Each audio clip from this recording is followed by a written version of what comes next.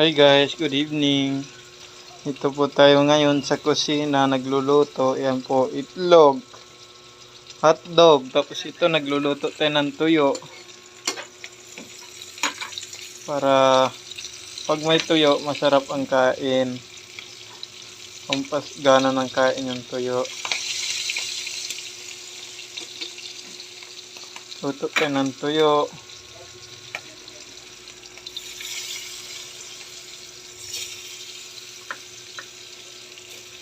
Ayan guys.